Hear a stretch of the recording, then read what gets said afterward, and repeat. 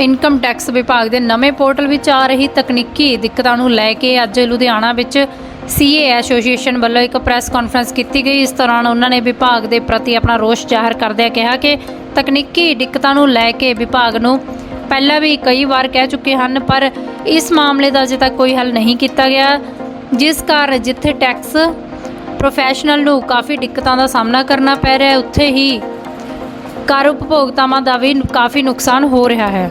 वो ये है कि 31/3/2021 की रिटर्न ना जान करके आम जनता ने अज जे किसी ने हाउसिंग लोन लेना है तो बैंक 3 साल दी रिटर्न मंगता है। अगर वो 2 साल की रिटर्न है तो तीजे साल की रिटर्न नहीं भर पाता, तो जे उन्हें ऑलरेडी किसी मकान को खरीदने का बयाना किया है तो बैंक तो जो लोन ना मिले तो वह बयाना भी किसी वक्त मर सकता है। इस तरह किसी ने कोई कार खरीदनी है, इस तरह किसी ने कोई होर अपनी लिमिट लैनी है, इस तरह किसी ने बाहर विदेश जाना है तो वो 3 साल की रिटर्न सारे डिपार्टमेंट मंगते हैं।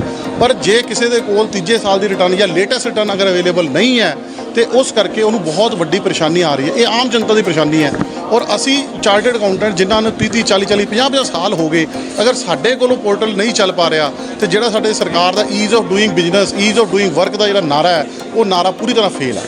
बहुत धन्यवाद।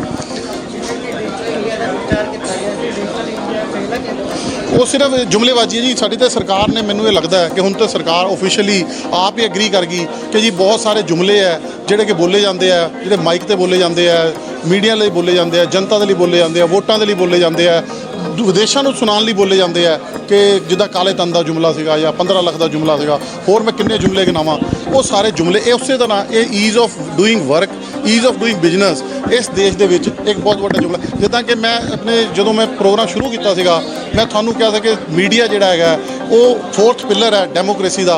मीडिया तो बिना ये डेमोक्रेसी नहीं चल सकती। पर तुसी सारे जानू हो कि अज मीडिया के नाल भी की हो रहा है।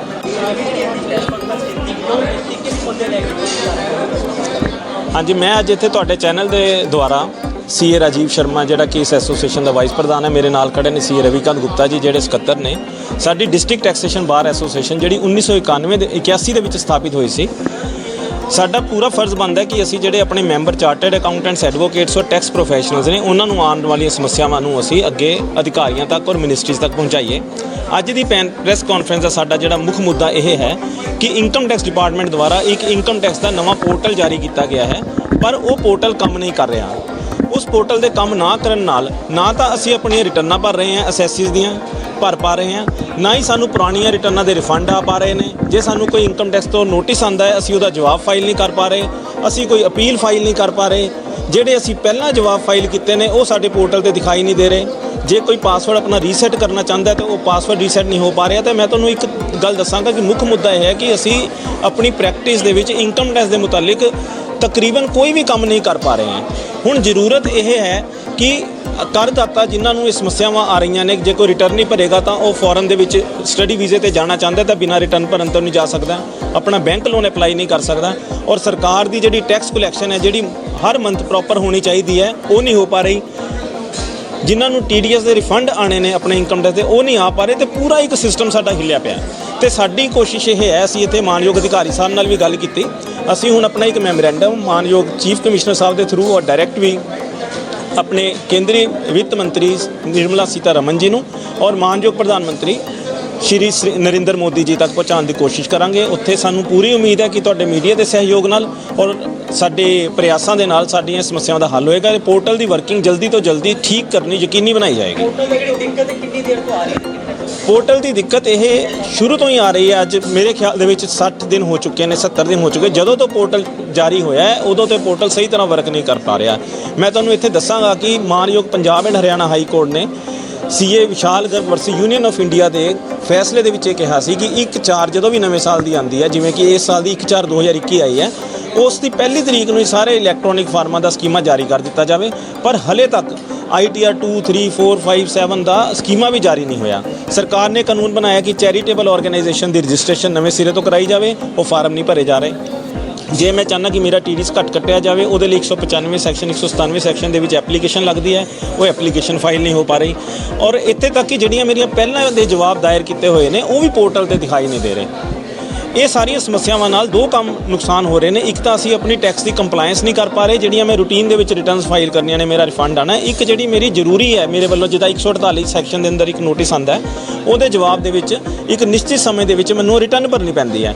ਨੋਟਿਸ ਤਾਂ ਆ ਜਾਂਦਾ ਹੈ, ਪਰ ਉਹ ਨੋਟਿਸ ਬਾਈ ਪੋਸਟ ਆ ਗਿਆ, ਪਰ ਮੈਂ ਉਹਦੇ ਜਵਾਬ ਦੇ ਵਿੱਚ ਜਿਹੜੀ ਆਪਣੀ ਰਿਟਰਨ ਦਾਖਲ ਕਰਨਾ ਚਾਹੁੰਦਾ, ਉਹ ਰਿਟਰਨ ਦਾਖਲ ਵੀ ਨਹੀਂ ਕਰ ਪਾ ਰਿਹਾ। ਉਹ ਰਿਟਰਨ ਦਾਖਲ ਕਰਨ ਦੀ ਨਿਸ਼ਚਿਤ ਮਿਤੀ ਨਿਕਲੀ ਜਾ ਰਹੀ ਹੈ।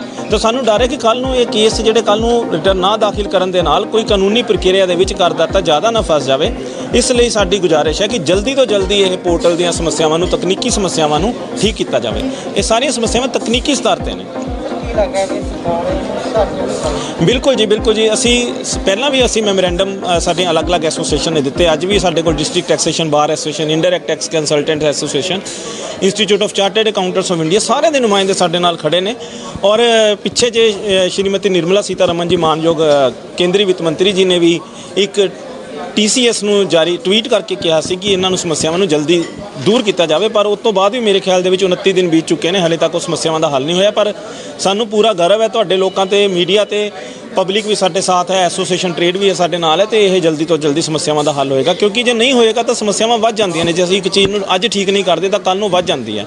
ਮੈਂ ਆਪਣੀਆਂ ਕੁੱਲ ਰਿਟਰਨਾਂ ਜਿਹੜੀਆਂ ਇਨਕਮ ਟੈਕਸ ਦੀਆਂ ਨੇ, ਮੈਂ ਕਿੰਨੀ ਤਰੀਕ ਤੱਕ ਭਰ ਪਾਵਾਂਗਾ, ਕੁੱਲ ਆਡਿਟ ਕਦੋਂ ਕਰ ਪਾਵਾਂਗਾ, ਕਰਦਾਤਾ ਕਦੋਂ ਤੱਕ ਸਮੱਸਿਆ ਦੇ ਵਿੱਚ ਗ੍ਰਸਤ ਰਹੇਗਾ, ਔਰ ਕੱਲ੍ਹ ਨੂੰ ਨੋਟਿਸਿਸ ਵਧਣਗੇ।